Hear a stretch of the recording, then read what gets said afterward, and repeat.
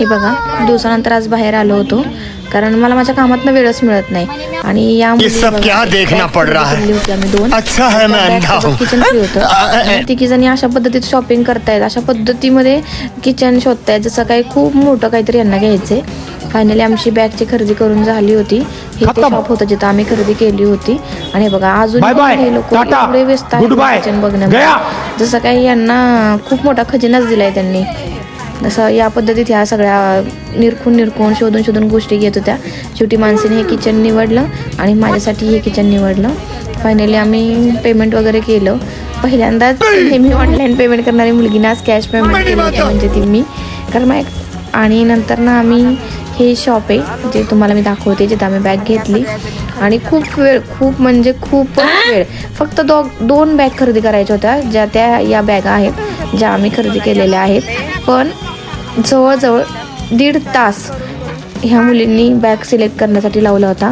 1 ते 1.5 तास बॅगा सिलेक्शन करण्यासाठी लावला होता.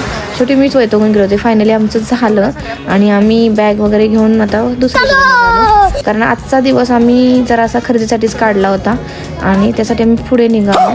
तर मुलींना एक सवय असते की एक झालं की दुसरं झालं की तिसरं. जाता आमच्या मानसी मॅडमच्या नजरेमध्ये हे कपड्यांचं दुकान पडलं. आणि मग काय, मानसी मॅडमची स्वारी लगेच वळाली, कारण लवकरच त्यांचा बर्थडे येत होता, त्यामुळे त्यांना जरा खरेदी करायची होती.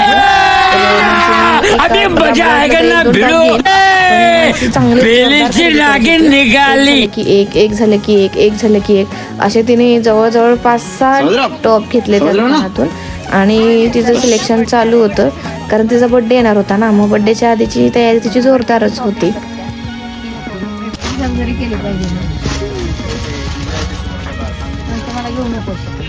हा कलर घेतलायस ना, केलंस का?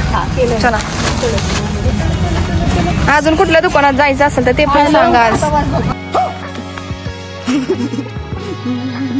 खरेदी करून दमल्यानंतर आमची गँग निघाली आहे वडापाव खायला.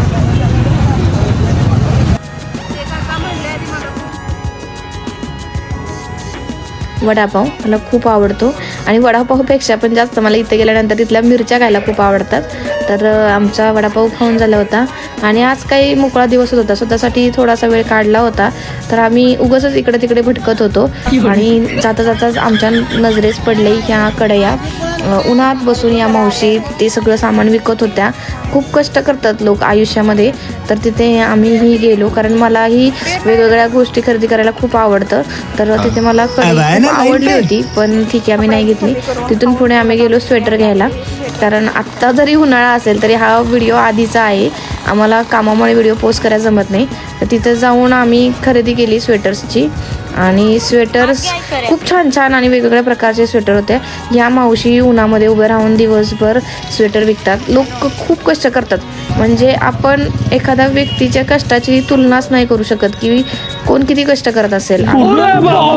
खरेदी केली. आज मी खरेदी करण्याच्याच मूडमध्ये होते आणि मानसीही. तर आज पूर्ण कुटुंबासाठी खरेदी चालली होती आमची बहिणी. मम्मी, मी, पप्पा सगळ्यांच्या फॅमिली चप्पल घेण्यासाठी आलो आहोत.